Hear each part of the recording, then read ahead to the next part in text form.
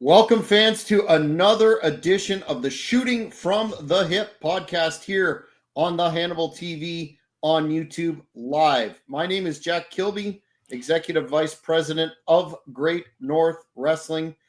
Lot to get to today. The topic today are rumored or negotiated WrestleMania matches that did not happen for one reason or another. Got a long and extensive list. Some will surprise you as to reasons why not.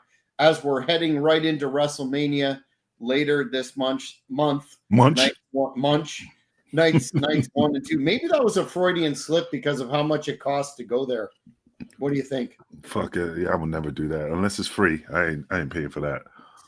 Well, before we get into all of that, I have to introduce the man who is the reigning and defending Great North Wrestling hardcore heavyweight champion. I don't see anybody taking that belt from him. He's known as the King of the Streets. He's an ECW original and charter member of the Big Money Players. I would be speaking about none other than the King of the Streets, Kingpin, Angel Medina. Angel, how are you this afternoon?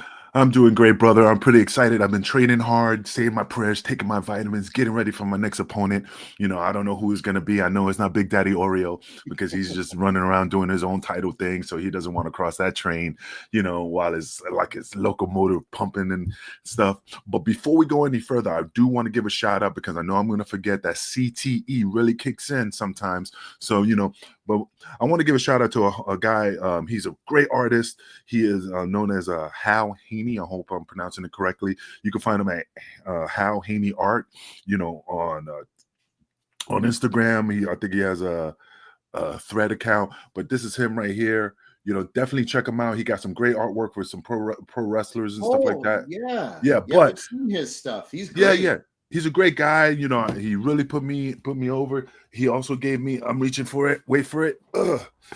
You know, he gave me one of these great pictures, as you see right That's here. Awesome.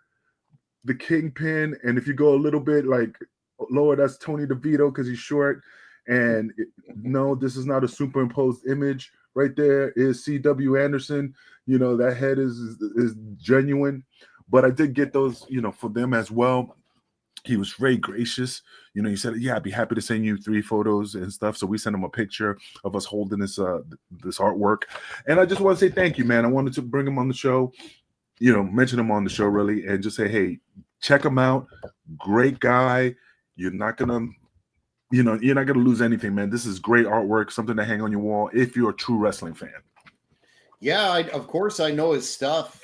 Been following his work, I think on X, and man, is he a talented dude. Where can the fans find him once again so they can check out his stuff? Oh, absolutely, man. Let me bring it up, man, because, you know, like I said, that CTE does kick in. But, you know, you could get him on Instagram. Like I said, there he is, you know, Hal Haney Arts. Well, no art. And like I said, you could just find his artwork. You know, you can hit him up. He has great quality. I mean, he has tons of stuff, man. I mean, from Sabu to Ninja Turtles to, I mean, the NWA, classic NWA. Yeah, just tons of great artwork, man. So definitely check him out. It's Kingpin approved, I'm telling you. And I'm just happy that I bumped into him and he really hooked us up. Awesome. Well, I would encourage the fans of the Hannibal TV to look him up. Want to before we've got a lot of news and a lot of matches to talk about that I know the fans are interested in because they in fact suggested this topic, and we appreciate all the views that we're getting and all the positive feedback from the bottom of our hearts. That's a shoot. We have a lot of fun doing this thanks to every one of you. But I got to talk about real quick. We're under a month to what will be an amazing, stacked, loaded event. And I would be talking about none other than the Tri-State Wrestling Alliance One and Done show, May the 3rd in Philly. The WrestleCon will start in the afternoon at 12. And my goodness, that is a loaded event from so many stars from the past and present. He being Chubby Dudley just announced Tully Blanchard will be there. He will be in the corner of Tessa, his daughter. when she takes on. She got a big ass chin. Okay, that was a non sequitur. When she takes on Baby Doll's daughter, who is a tremendous talent, Samantha Starr, I believe is her name, and of course the WrestleCon will be headlined by the Nature Boy, Ric Flair. I'm looking forward to that, having met Flair on a couple of occasions. The great Joel Goodhart said that the event would not be complete, the loop wouldn't be closed unless Flair was on a TWA event, and he sure ponied up the dollars. He's going to be there. I'm missing a ton of other stars, including ECW original Sandman, Shane Douglas, the franchise. No, the ECW original Angel. He's not on the great show. Sabu. We're still onto that. Yes, and so much more. But what I'm looking forward to is, of course, the debut of the Death Dealer Hannibal in the ECW arena, the former ECW arena, 2300 arena, when he will be taking on the Insane Luchador, the legendary. I can't see it because I've got the poster up, but he is facing Super Crazy in a no gimmicks match managed by myself. You are on fire today, sir. But you can't derail my train of thought. So, fans, I know I just got derailed not being on the show, but that's a different story. Anyway. We'll talk further about that. We have plans in the future. I'm booked. We'll throw this up again. So, yes, it will be Hannibal grounding Super Crazy once and for all. Get your tickets for both the WrestleCon and the show at 2300arena.com. I'm looking forward to managing Hannibal in that match and just keeping. I'm very aware of what Chubby Dudley has done in this, booking us into a corner, and I'm going to be aware that Chubby Dudley is capable of anything. He said so much, so it's gonna be a night to remember one way or another. Very historic night in terms of the final TWA card ever, and then a banner will be dropped with Legends of TWA on it. There's not going to be a dry eye in the house, so get your tickets now, 2300 Arena, if you haven't already. What about the rumored WrestleMania Night 1 and 2 card, Kingpin? Are you aware of that? Have you seen any of the speculation? No, I haven't been watching it. I mean, I'm not gonna lie to you. I haven't watched the lineup. I just know, Kevin Owens got pulled out. The John Cena angle with Cody Rhodes. I mean, the female wrestling, not my forte. But yeah, I mean, like I said, I just dribs and drabs, brother. Just dribs and drabs. Well, the card, the rumored card for both Night 1 and 2 are out, starting with CM Punk getting his main event, rumored to be on the 19th, versus Roman Reigns and CM Punk. Did you catch any of the clips last night on SmackDown when Heyman sided allegedly with Punk for that match? Yeah, I did see that. That was pretty interesting. And then accidentally this morning, I bumped into the original footage of Paul Heyman talking to CM Punk back in the days, telling him he's going to walk him out to the ring when he finally gets his main event spot.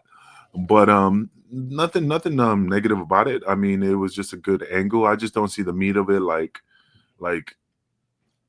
okay, he's your friend, he's your best friend, but you have to go. I mean, I thought it was gonna be a different spin to it that made Paul Heyman,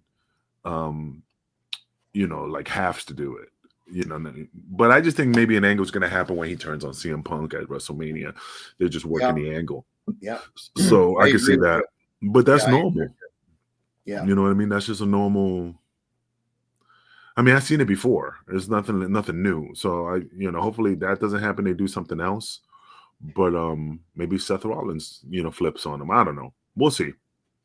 We'll see. What we'll go down a few more matches, and one thing you'll see is a ton of three-ways on this show, and that's usually what is referred to as lazy booking in a lot of instances. I can't think of a three-way that I personally enjoyed all that much.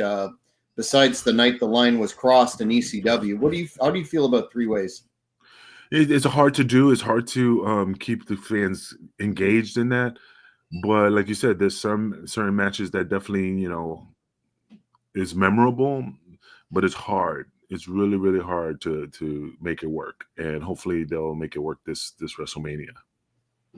Yeah, and one of the matches that was supposed to go down was Owens against Orton. MSB is asking here, is the KO injury a work? What do you think of that one? No, I mean, as far as I could tell, what the sheets are saying, it's not a work. It's a legit shoot that he's injured. I mean, if it is a work, they really hit it, and but I just think it's something serious that he hurt his neck, especially that power bomb on the ladder that he took at that pay-per-view. So I think that's probably a legit shoot that he has to step back for a little bit. Next is Gunther versus Jey Uso for the world title. That's supposed to be on the 19th. Yawn to that one, I guess. It's a little bit of, I think you pointed it out though, that it's Jey Uso, won the Rumble, and he's not really getting his main event world title shot, as this is Gunther. No disrespect to Gunther, but it's considered as a secondary title. Yeah, but still, Gunther is just holding in. I mean, he was holding in a Continental title for quite a while. He's been built himself up as a very great foe for a lot of people. Like I said, he's a hell of a wrestler. So, I mean, they really like him because they keep the title on him for a very long time. So whoever's pushing for that is definitely knows that he has this great amount of talent. And the first of the three ways, Io Sky versus Bianca Belair for the women's world title. But Mr. Meltzer is saying Rhea Ripley is clearly being added to make it a three-way. That's supposed to be on the 20th. Then War Raiders versus the New Day for the tag titles. That hasn't been announced yet, but apparently it's in the works. And Tiffany Stratton versus Charlotte Flair for the WWE Women's title. That's supposed to be on the 19th. What do you think? I know you talked about women's wrestling in general, but what do you think about the return of Charlotte so far? Have you caught any of it? Well, I mean, no, but regardless of if I did or didn't, I mean, Charlotte is a hell of an athlete.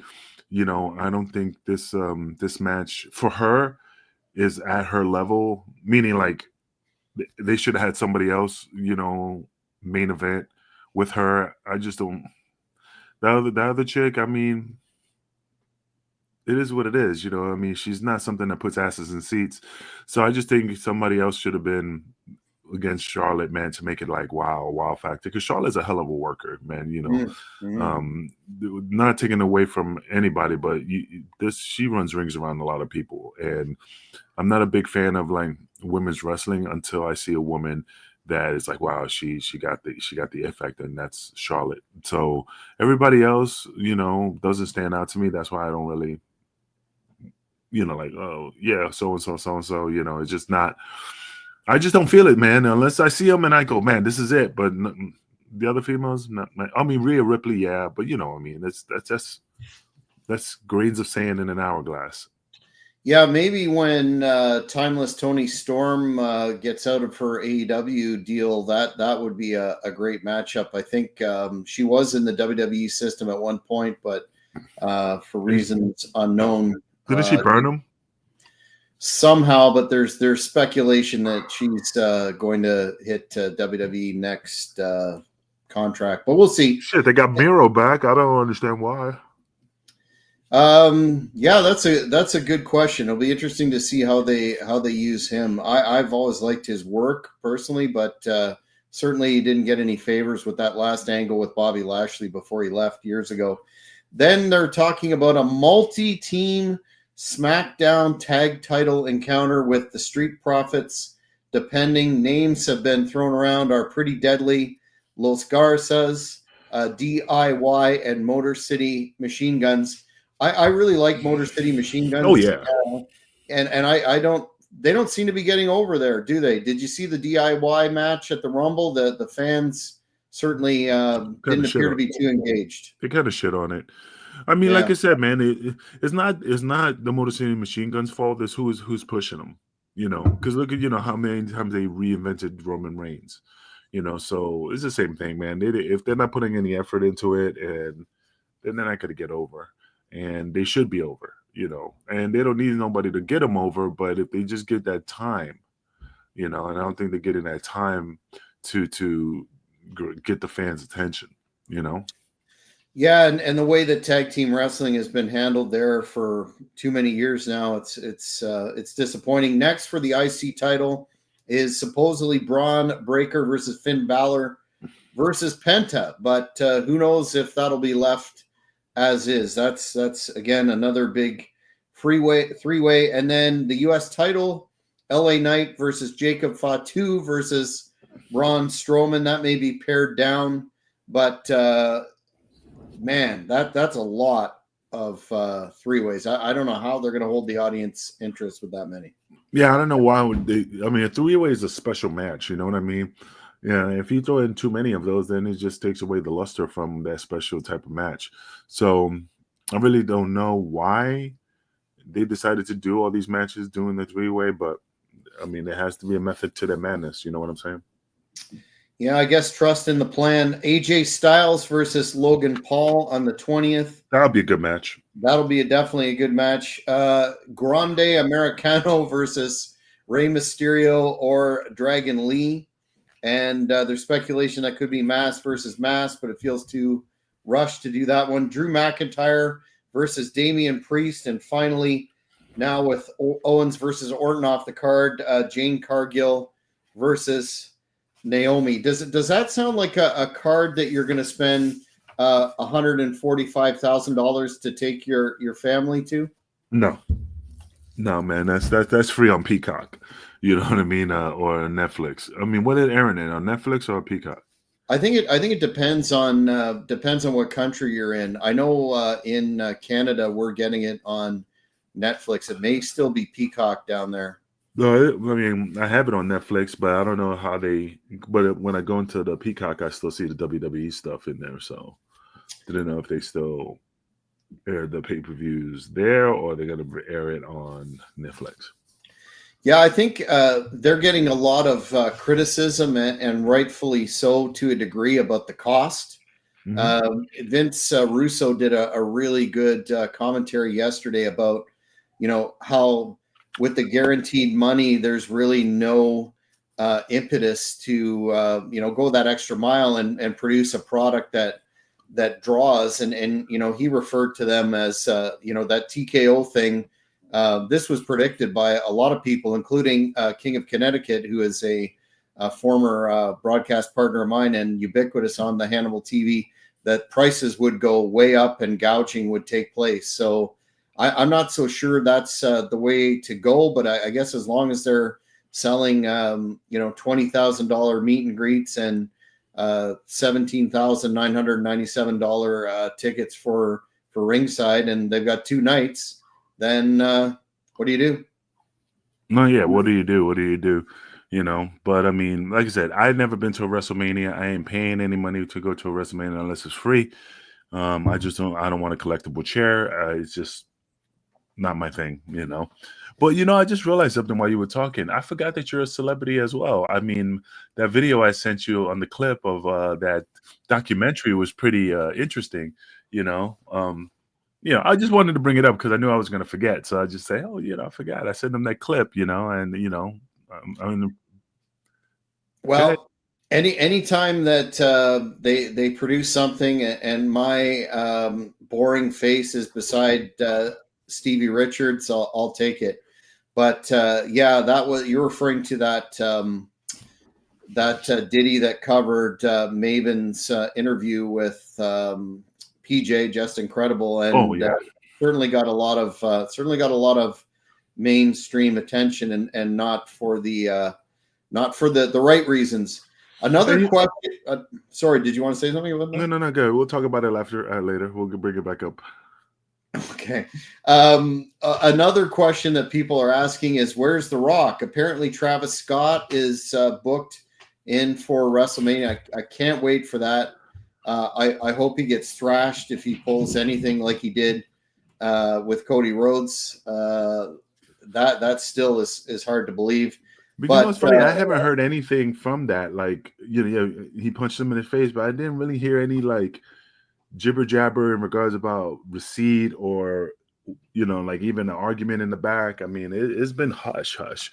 I mean, the only thing is that the clip of him getting punched in the face, but that's it. Well, apparently Cody Rhodes backstage said he loved it and basically quashed any of the heat that could come from that because he's a company guy and this fellow has a mainstream following and that's what Triple H wants. But yeah, I think it would have been a different story back in the day. He would have been dealt with in the old-fashioned way. And they would have talked about it. I mean, look at the time when John Cena got his nose broken by Seth Rollins. I mean, after that, you heard the gibber, all the drama that was going on backstage. Not saying they were arguing or anything, but you heard like, yeah, John Cena said this. He was apologetic. He said, I'm sorry. The same thing with Sting. All this stuff. So that's why it's weird that you didn't hear anything about it. Yeah, they're speculating why after that whole he wanted Cody's soul deal and the turn, blah, blah, blah, that his appearance hasn't been announced or even hinted at. Meltzer thinks, maybe they're keeping it a secret, but a lot of question marks surrounding that, even in terms of his availability. But I mean, he holds a lot in the company, so he'll make himself available. I just think that it's interesting that they're not using him more in the build. Maybe they will, but we're coming down on short time. Have you heard about the new Hall of Fame announcement that they're going to be having immortal moments? In other words, matches in the Hall of Fame, and starting with Austin versus Brett from 97 WrestleMania. What do you think of matches themselves? Well, I'll be honest, man. I just think there's other matches. Not saying that wasn't great. I just figured it was start from the beginning, like the Shawn Michaels versus Razor Ramon. Just the Macho Man and Steamboat. I didn't know. I figured they would have started doing like those two, the earlier ones, and then later the Stone Cold. Or you could have done it just like the Hall of Fame. I mean, just like 1, 2, and 3, moments. I think it's an interesting idea from a business perspective because they can, continue to bring big names back for introductions and get more interest in the ceremony there. Apparently it was an idea. Yeah. Owen versus Brett, MSB for sure. It was an idea that the UFC had to come up with first about spotlighting their fights and have a specific fight wing of their Hall of Fame. I'm not sure that got off the ground, but it's at least generating some chatter. But I agree. You would think, Hogan Andre or Savage Steamboat or even the six-man or the tag match in WrestleMania 1, who knows? But it seems like they're going to milk that for all the interest that they can. No, absolutely, man. You got to milk it until it's dry. They can't leave nothing. Just like in the desert when you like try to get that last bit of water out, you got to drain that motherfucker. Yeah, they certainly seem to be doing that with the ticket prices and then these meet and greet deals. Last bit of news that I found interesting was, Luger's going into the Hall of Fame, and there's been some speculation about Sting doing the intro. And according to inside sources, allegedly, there's been no progress in that situation, and Tony Khan allegedly is not in favor of it. He had a press conference before one of their recent events, and when asked, he said, "I'm not sure." He didn't indicate one way or another if there'd been any discussion about it, but I guess with the hard feelings in recent years with WWE, he could not let him, but I think that would be a shame, don't you? Yeah, it'd be definitely a shame. I mean, Sting is like the icon Sting. I mean, the many matches him and Lex Luger has done. It'd be an honor for him to induct Lex Luger, the total package, the torture rack. Well, now he's the clothes rack, it's just all thinned out. No, but I mean, I love Lex Luger, man. I just feel bad because, you know, that's the thing about it, man. I know he, you know, the impingement in his neck causes paralysis and all this stuff. But, and again, he accepts it and stuff, but it just breaks my heart because the total package, you know what I mean? It's like when you see Ivan Putski, you know, like you see Ivan Putski now, he's not Ivan Putski, and it's nothing bad. It's just you still have that image of that individual embedded in your brain, and it's just, you know, I'm not saying it's heartbreaking, but it's just like, you know, it gives you that moment, like, yeah, man, total package, you know, and stuff. It's just like watching if Andre the Giant was still alive and he's 500 pounds and you see him, you haven't seen him in years, and all of a sudden you see him come through the curtain and he's 120 pounds. You're like, oh my God, you know, that, you know, that's all. It's just, but I'm happy he got inducted. He deserves it. There's a lot of individuals that deserve it, but he's one of them. Yeah, I think it would be a real solid if Tony let Sting do that, given their personal relationship, and he would look, you know, like the bigger person. But yeah, apparently the animosity with WWE runs deep over many things, including the contract tampering that he's alleged in the last few years, and et cetera, et cetera. But we'll have to wait and see if Sting couldn't induct Lex. Who would you pick if you had the choice? If Sting was what? If Sting was not permitted to induct Lex, who would you choose? That's a very tough question. Now, give me a second. Let me just ponder for a minute, because either one would be great, but I'm just thinking, like, you know, like who would be? I mean, you got the Ric Flair, you got shit, man, you got Tully Blanchard when it was in the Four Horsemen. I mean, they're just JJ Dillon. Maybe that I'm not sure that would have the spice to it, but the other name floating around now is Diamond Dallas Page, who's been doing great work with Lex in terms of increasing his mobility, etc. Yeah, that's great, but that's not a wow. Well, we'll have to see. They're talking DDP and Sting as a combo if it's allowed, so they may just end up. I mean, I understand, and I totally understand about their decision if they went that route. But normally, when you get like these type of inductions, when it's somebody who's like, okay, like for example, if it was like when Ricky Steamboat inducted Ric Flair at one point, I think it was Ricky Steamboat inducted, or the opposite, you know, or Ricky Steamboat if he inducted the Macho Man, because those are rivals, and you know, it just kind of gives it like, oh shit, you know, DDP. Again, nothing against him. It's just that nothing memorable besides his DDP yoga that's helping Lex. That's it, you know. I mean, Sting and Luger had a lot of great matches, so that's a wow.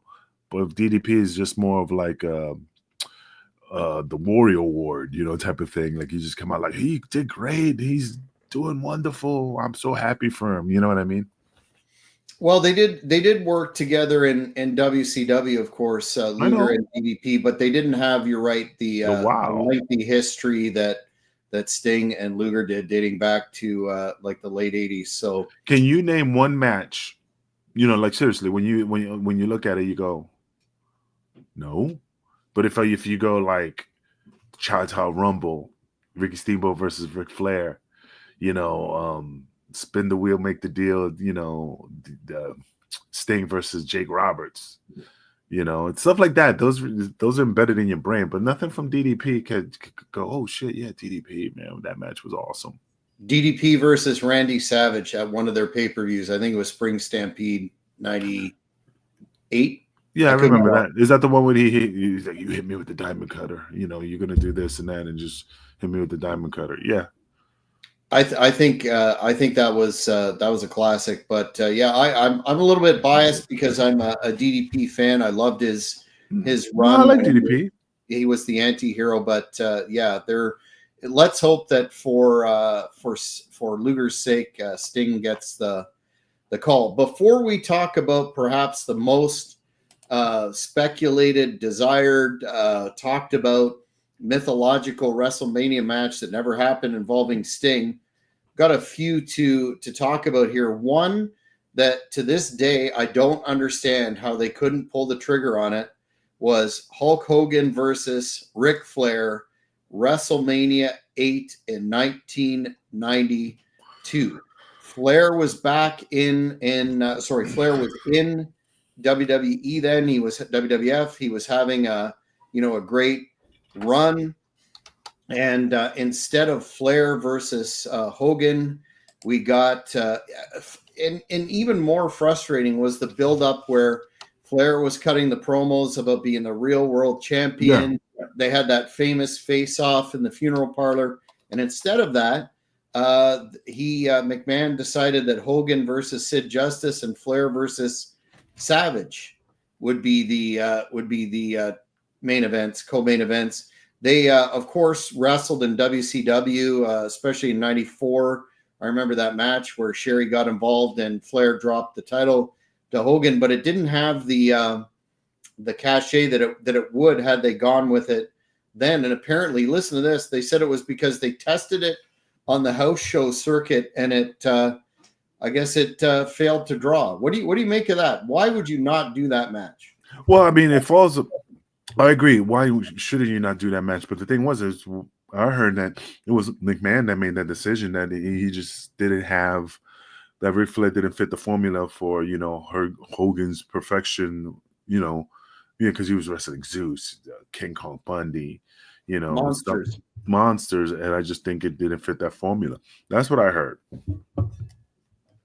Well, that to me will be a head scratcher until the end of time. I think it would have done big business, and for those of us of a certain vintage, was there anything bigger than all that speculation after Hogan won the title?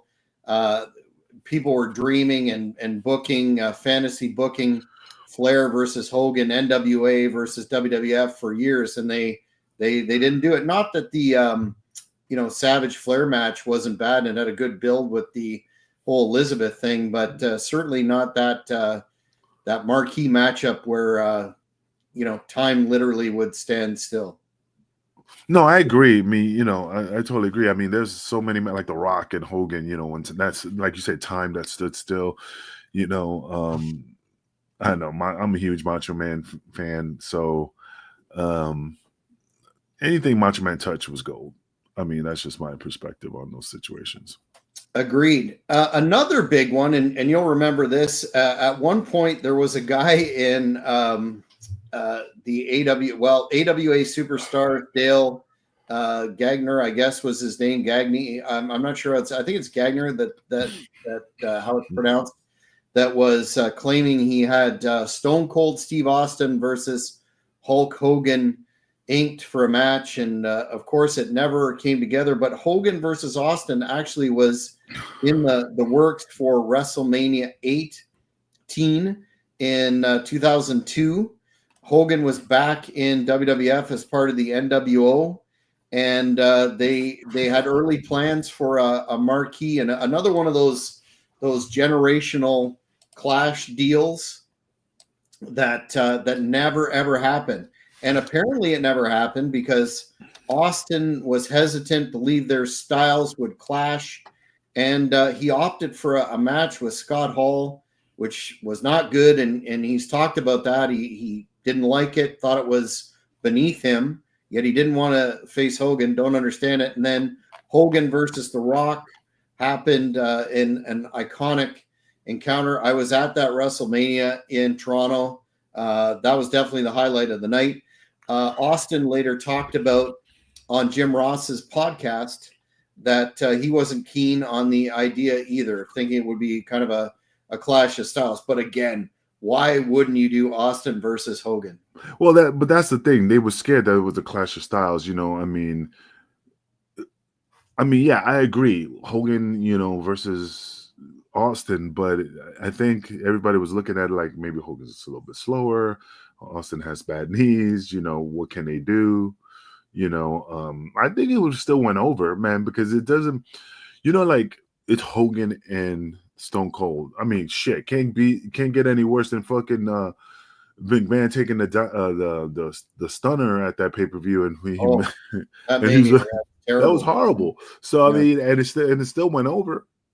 So it just depends, man. But I think it would have been fine. That's another big head scratcher to me. And then, of course, I don't have it on the list, but CM Punk was supposed to be advocating or was advocating really hard for a match against Austin at Mania, and that never happened either. But here's something, Kingpin, for you to consider from the godfather of the Hannibal TV, Hannibal himself, Blood Hunter with Kevin Sullivan versus the Undertaker. Can you imagine those? That's what we call in the business here a Haas match. Can you imagine the violence in that? And hopefully the Undertaker would still have his mobility about him and whatnot, but money left on the table there. Which one? I mean, but which Undertaker is he referring to? Is he talking about when he had his disciples? Is he talking about the original Undertaker? What era would have been the Blood Hunters, match with the, you know what I mean? Yeah, I would. I mean, I'll let him answer if Which would you pick? If he's still there. But I'm thinking, the Undertaker circa, when he had those 2 years against Shawn. I think that would have been the prime time for that. After the American Badass. No, that was still the Undertaker, but it was his series back to back against Shawn. Those great matches that he had. All I keep thinking about is him coming down from the ceiling in the same gimmick but in white at that WrestleMania. Perfect. We'll have to see if he answers that. But another one is that I kind of missed out on. I don't remember the speculation about this, but Eddie Guerrero versus Shawn Michaels, WrestleMania 22 in 2006. And before Eddie's untimely passing in 2005, I guess there were big time talks about those two facing off in WrestleMania 22. Court Bauer, a former writer, and Bruce Pritchard have noted that that was in the works as a Raw versus SmackDown dream match. Guerrero's passing halted all the plans, of course, and that would have been. I'm not sure they probably did tags, but nothing in a spotlighted position like that before. Would you have liked to have seen that at Mania? Oh yeah, absolutely. Anything with Eddie involved, man, it was a 5-star match. I think it would have definitely just been one of the it would have been one of those immortal matches on pay-per-view. I mean pay-per-view Hall of Fame, but yeah, unfortunately he passed away, so I mean everything that stuff probably got scrapped. I wonder how many like storylines they had in mind in the works. Like just like a writer or a person who writes songs, and you just write songs but never release them. I wonder what's on pen and paper that are like, oh yeah, man, after Eddie, we're gonna, after this match, we're gonna focus on this and that. And this WrestleMania, I'm thinking about this and that with Eddie. You know what I mean? Like, how far planning did they have? I read that they were penciling him in for another run with the world title before he died. So that is too bad. Mike Hawks Long is saying here, Hawks Long. Yeah, Rock versus Hogan was what everyone wanted. Austin was dead in 2002. Well, that's one perspective, but I think Hogan versus Austin would have drawn money too. Next, The Rock versus Shawn Michaels. Do you remember this talk for WrestleManias in the early 2000s about vaguely.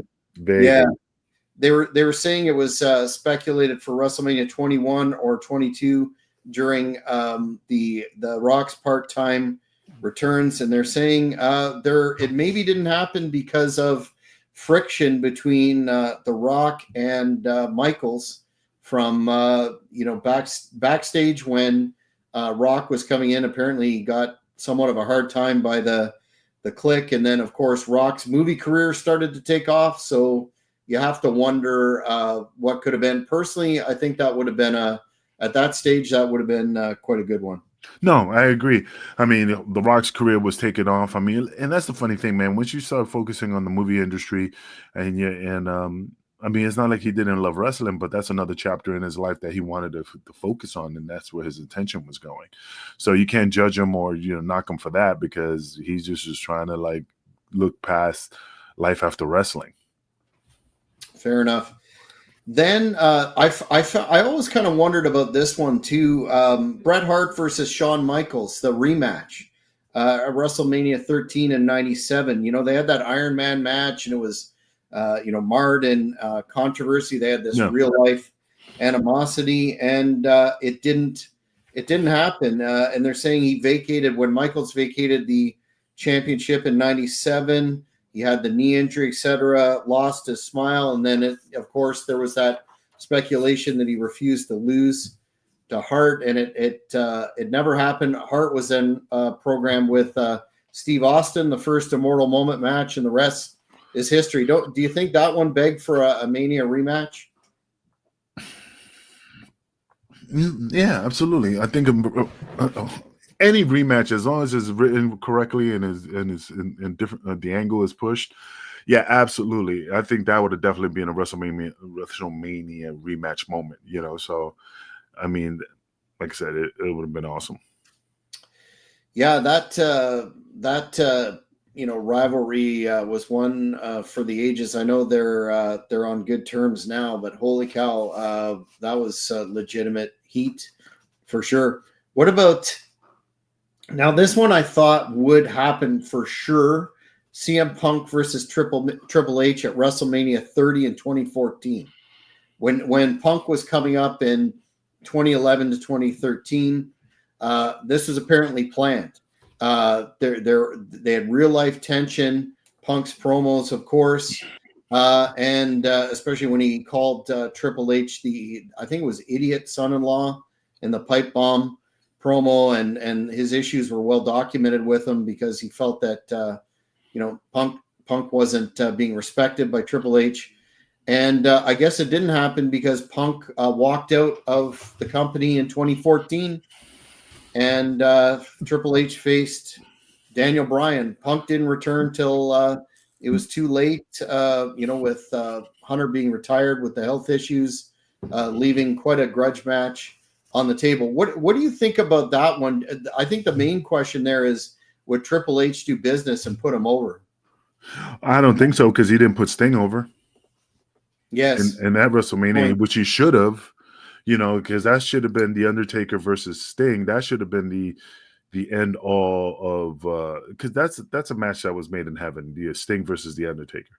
You know, but I remember watching that WrestleMania. I don't know why I was watching it, but yeah, when he beat Sting, he was not beating him because it was good for business. He was beating him just to make a point.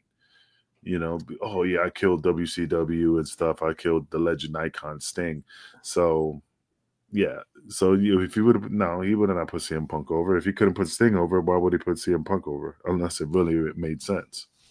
Yeah, that's an excellent point. He, I think the speculation at the time was he put himself over because he wanted to show that, you know, this is the period in the debate about which product or company was better during their glory years, WCW or WWF. And yeah, I couldn't agree more. That was not, in my opinion, the right decision. I just think, you know, what has been good for business is just him putting over. Like I said, Sting, that would have been an awesome match if he, you know, they would put Sting over, man, because it would have just built it up to something great.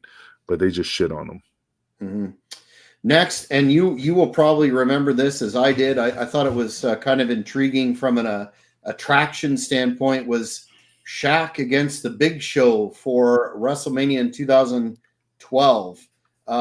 Apparently, they were looking to build on they had a confrontation at SummerSlam in 2009, and I guess they had initial talks, but it fell apart apparently due to scheduling conflicts. WWE denied Shaq's participation in the event, and it just did not. The celebrity crossover that some were looking forward to never happened. What do you think about that match? How that would have gone? And do you remember the match with celebrity crossovers between Big Show and Money Mayweather? That was something else, wasn't it? Well, he broke his nose. That was awesome. But the thing is, like, he's talking about the Shaq. I don't think Shaq could have carried the ball. You know, because Big Show. I'm not saying he's clumsy, but it's just like, you know, when you see him walk, it's you know what I mean? And that means he had to be the ring general. And I don't think that Big Show had the capability of like guiding Shaq, it would have just been a cluster. Now, when you look at the Floyd Mayweather situation, again, is David and Goliath. So it was kind of like they can make it work because, you know, speed versus him being slow. That's something that, you know, I mean, it still wasn't great, but it's better than that if it was a Shaq. But like I said, I don't think Big Show could carry a match, you know, and take the bull by the horns to make it work. Did Shaquille not? Maybe my memory is faulty, which is quite probable. But did they not use Shaquille in AEW in some blow off deal with Cody Rhodes, and they didn't really promote it, and it was on TV, and it was bowling shoe ugly? No, I can't remember that. I think they did, and it was quite a interesting turn of events that they didn't promote it more. If a fan knows, I'm sure they'll correct me, but I don't think I'm mistaken there. But yeah, it wasn't a 5-star classic. From what I remember. Next, and we've talked about this one before. It was kind of upsetting that it didn't happen. Was Brock Lesnar versus Gunther last year, and they were trying to promote a Clash of the Titans. They had that deal in the 2023 Royal Rumble. They did a kind of a stare down, Big Hoss versus Big Hoss, and it got scrapped allegedly due to Lesnar's involvement in the Vince McMahon situation, which I still really don't understand why he wouldn't be involved in the company. But anyway, what are your thoughts on that one? Would you have looked forward to that? To which one? Lesnar versus Gunther. Oh yeah, absolutely. Because Gunther's a hell of an athlete, man. I mean, his chops, his movements. You know, I mean, the guy is a good, not say the total package, but he's a hell of a worker. So him versus Brock Lesnar with the strength, the speed, the power versus the you know, almost like a Steve Regal type of wrestler, you know, especially with those chops. I think it would have been a hell of a match, you know. So I don't see any type of negative aspect about it that they look at it like, man, I don't think it's going to go over. I think it would have went over really big. Mm-hmm. Well, maybe in the future that still is a possibility. Another one was Kurt Angle in his retirement match in WrestleMania 35 in 2019. He apparently requested John Cena, and it was briefly confirmed then for some reason that isn't entirely clear. The plan shifted, and we got the 6-month storyline pitting Angle against Baron Corbin, despite Cena being available, and I guess Corbin retired Angle. Yeah, because Angle wanted to do that full circle, you know, of ruthless aggression and kind of close it off with that. But I mean, even though it was a good match with Corbin, I just think it, you know, should have not been Kurt Angle's final match in regards to that story. You know what I mean? But you know, I mean, he can't do nothing about it, so he had to do what he had to do. Yeah, MSB is saying, and this is a good one I entirely forgot about, Goldberg versus Austin was discussed in playgrounds everywhere as a dream prior to WWE buying WCW. Yeah, do you remember the early comparisons Goldberg got to Steve Austin? Yeah. Yeah, but I don't think it would have been a good match because if Bret Hart couldn't even fucking balance him out to make the match work great, I don't think Stone Cold could do it either. Well, it definitely would have been a kick and punch affair, and then depending on when it took place, again, who's going over in that one, right? Oh yeah, absolutely. You know, who is going to go over on that one? But you know, it should be Stone Cold. I mean, Stone Cold should go over, but you know, again, that's just the Booker's decision. Yeah, and the last one, which you touched on briefly, this is a match that forever, I think, has been talked about, dating back to Sting being in WCW and all the overtures that apparently were made about Sting coming to WWF, WWE, and it's we need Sting versus the Undertaker in terms of, that matchup, that dream matchup where you have two, kind of, for lack of a better term, you've got the Crow Sting, who's spooky, and the Undertaker, who's spooky. And then the last gasp or hope was the Mania where Sting came in and lost to Triple H. And Sting has said that, he just wasn't comfortable being, a Christian, a devout Christian, jumping to WWE, WWF earlier than he did. And by the time that he finally did make the move, it was just not in the cards. You remember all the talk about that one, right? Yeah, absolutely. And this is where I was looking, because the thing is that if they would have built it right, it would have been like the Batman movie. And the reason why I say that, because I was bringing this up on the screen here, Yeah, that would have been bad. That would have been badass. You know what I mean? That would have been some. You build it up right. I mean, kind of like a Dark Knight type of thing. The Joker versus Batman. The arch nemesis and stuff like that. It would have been built right. It would have just went over. So I don't think. I mean, I know he's a devout Christian and stuff, but I mean, I don't think anything that would have just put any negative light on his faith. I think it would have just been a good storyline to finish off either Sting's career or Undertaker's career. But it would have been a hell of a match. Trying to put, what I mean, like him trying to put the Scorpion Deathlock and or the Undertaker try to put on the what's that fucking chokehold that he does on the floor with the leg? Oh, the triangle, Devil's Triangle. It was something like that. I know it was called something else, but the submission. The Devil's Gate. That's it. Yeah. So I mean, that would have been like, let's say, like I said, it's hard to describe it and put it in words, but I know in my heart that it would have just went over big. Especially, think about it, the same way Shawn Michaels did the coming out of the heavens, that was big. The wire deal. The wire deal when he dressed as the Undertaker in white and he came, like coming down like Jesus off of, out of the heavens. I mean, you could have done a total 360 similar to that with Sting, with the crows. I could visually see, like crows and the darkness and stuff like that. It would have been a badass match. What did you ever catch any of the matches? They had a few in WCW when the Undertaker was Mean Mark Callis against Sting. I think there's a few available. Yeah, I've seen online. At least one. Did you think they had that chemistry to aside from all the character work and the storyline that would basically write itself?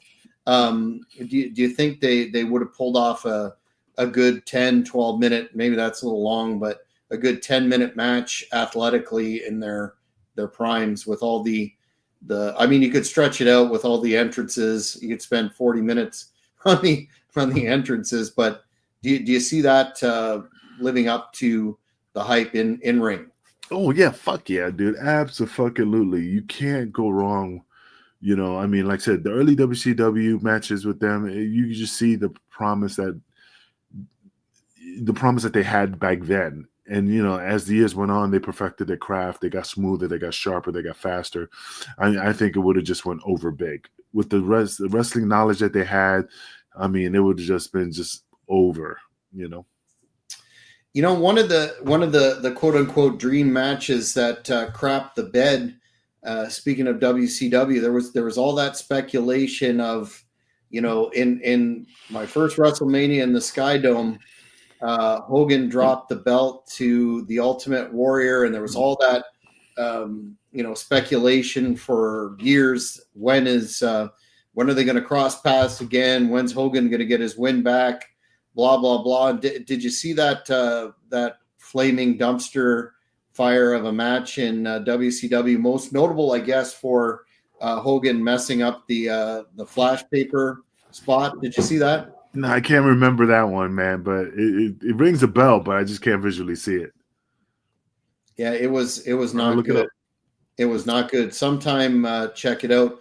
But I think this highlights the fact that Pro wrestling is a very unpredictable business. You've got injuries, politics, timing, even creative directional shifts can scrap promising plans. But I wanted to ask you, and this is putting you on the spot, I know, and I know you're not as familiar with the current product, but are there any dream matches, quote unquote, in wrestling left today? Be it stars from WWE, AEW, or independents that we haven't seen. I find that there's just not that type of discussion anymore. No, I'm just doing double duty, man. I was watching the botch of trying to remember that match of Hogan and the Undertaker and the flash paper. Taking it looks like a bag of weed and a lighter inside of a Ziploc out of his pants. But yeah, I just saw that the botch. Yeah, but that's hard to do, man, with flash paper to give, because if I remember, it was always somebody giving it to you. Like a Gary Hart or a Percy Pringle, Eddie Gilbert, Jerry Lawler. Yeah, because if you're sweating, even if you have it in a Ziploc, I think it's just going to cause some issues. Perspiration and stuff like that is not going to keep that paper fresh. So I think they should have had somebody else pass it to Hogan, instead of him pulling it out of his trunks. But anyway, dream match. Anything. I bet it would be hard to name three right off the top of your head that we could have done like that back in the day. But you talk about people that are still alive, or just people who are dead? No, not dead people. People that are like any dream match that there's a great deal of speculation about, a lot of anticipation that could happen, that hasn't happened yet, but might. Trying to think. I just can't put my finger on one. That's like I said, CM Punk. They're doing the Roman Reigns thing. That's still not a factor. I don't see it. Yeah, I 100% agree. Oh, here we go. Here's a good one. Here's a funny guy here. KCW dream match: Angel versus Junkie Jack. That's Dark Shaggy. Dark Shaggy? Yeah.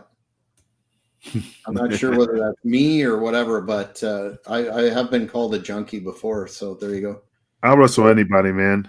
Do you have any? That's a good match, or a good question, since we couldn't come up with some dream matches. I'm sure fans will, that are more invested in the product would be able to do that. But what would be a dream match, either that you didn't have, that you always wanted to have, or anybody that you'd like to face out there today?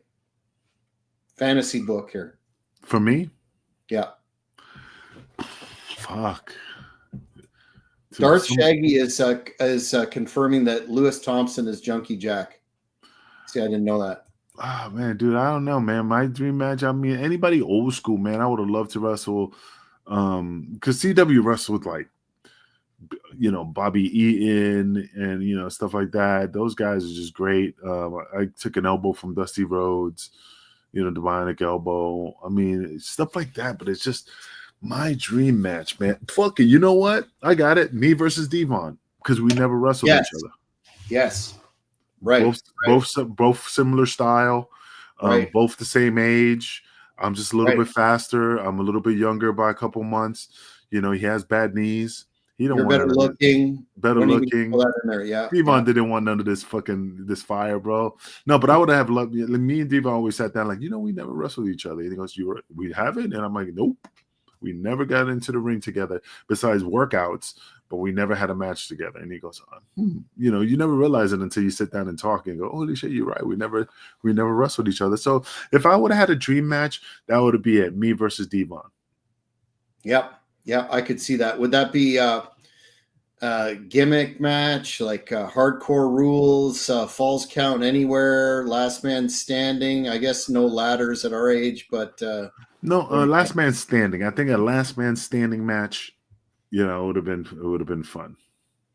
Well, you know what? I'm going to file that away, and we're going to be talking about the future in the months to come. Hannibal is, as you know, is in your neck of Oh, my the fucking woods, neck. and get that neck fixed, will you? That's why my eyes were closed because I'm about to pop it. I was like, ugh. Yeah, Wow, Hannibal's in the neck of my woods. Neck of my woods. that But sounds wrong. no, yeah, but yeah, man, he's been doing a lot of stuff. We can keep in contact. We just haven't sat down face to face and chop it up a little bit. I like Hannibal. He's a great guy, but like I said, he's the moving target, hard to hit, hard to catch, and I'm the same way.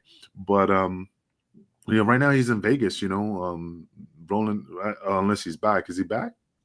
I think he's back just today, but yeah, we're looking at a lot of interesting possibilities in the months to come, and fans of the Hannibal TV will be kept apprised of that. Before we go, Darth Shaggy is saying he took a chop from you training for KCW in Wichita, and his chest still hurts 15 years later. So I can't remember. there you go. Do you remember KCW in Wichita? Yeah, absolutely. But it's just, man, it's so many things that happened back then. I just don't remember a lot. Oh, my fucking Jesus fell off my thing. But no, I mean, like I said, KCW is a good company, man. It's a good independent company in Kansas City. Good workers, good people. Always had a good time going to the shows. Well, yes, we're definitely going to be, speaking of shows, we're going to be doing future shows. Again, we're getting lots of feedback from the fans, from the audience, and this was a great topic suggested. I love it. It's always fun to fantasy book, etc. But before we shut it down, Kingpin, do you have any final thoughts? I do have a final thought. I think we should do a show about all Hogan movies and rate them. Oh, yeah. I think we should just one day just say, hey, Saturday, not Saturday, like whenever, like, hey, Saturday, we sit down and watch it. You watch it on your day, finish all his movies, and then boom, do a show and just rate each one, and just see, like from the good ones to the bad ones. And they all suck. But, if you had to put them in categories, which one would it be? I know yours is number one. It's No Holds Bar. Yeah, I mean, as a kid, I thought that was tremendous. But I have to ask you for clarification. When you say Hogan movies, that's not including the one with Bubba the Love Sponge's wife, right? No. Not including that one? Everything G-rated, man. No rated R. Just the mainstream stuff. Have you seen Mr. Nanny? Years ago, I just vaguely remember it, but yeah, I've seen that. I think I'll have to be paid to see that again. But and also, we need to name, like, if we could catch people that we didn't realize that were in the movie, like using the Undertaker, for example, as one of the aliens that came from fucking, like, let's watch it and see, like, oh shit, I didn't know Bastion Booger was in the background in the fucking restaurant, like shit like that. And Suburban Commando, he was Undertaker was in that. Look, MSB is saying ranked 90s pets: Damien, Matilda, and Frankie. I'd say that's pretty bang on. Yeah, I mean, Frankie the Bird, yeah, I mean, can't go wrong with that. Oh, wait a minute, you forgot one. Who?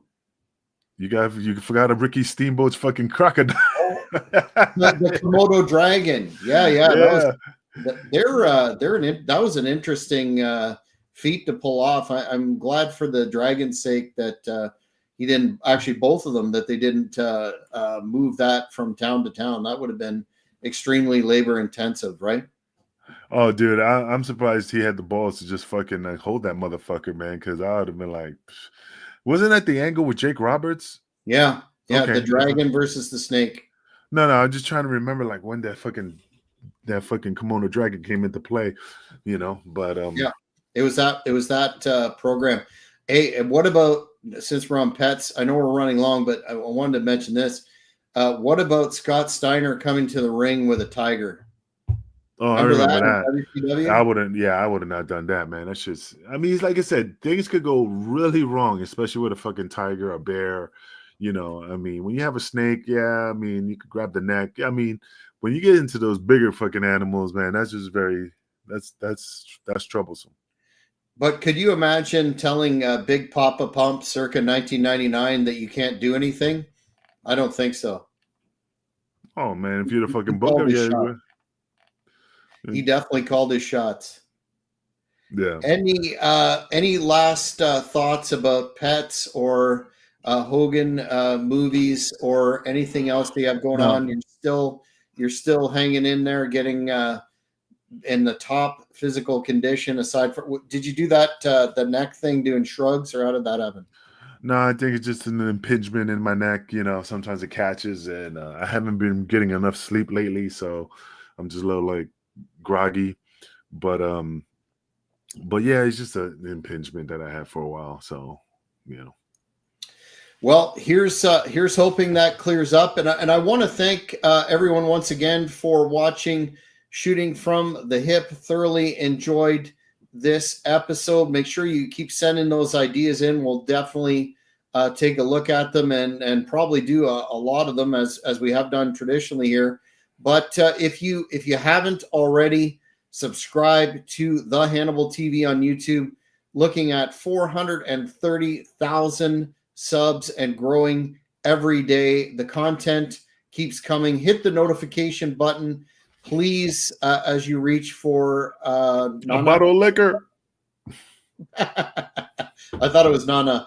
Please hit the notification button, and you will not miss the content. And hit the thumbs up if you liked this video, and you won't miss a thing. You're not gonna. I want to give you a chance to get the Nana spot in. No. Oh.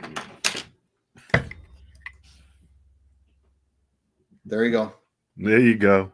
Forgot about Nana. Until next time, I'm Jack Kilby for the Kingpin saying thanks for watching, everybody. Thank you for watching the Hannibal TV. Please like this video if you enjoyed it and click the subscribe button to not miss any of our latest shoot interviews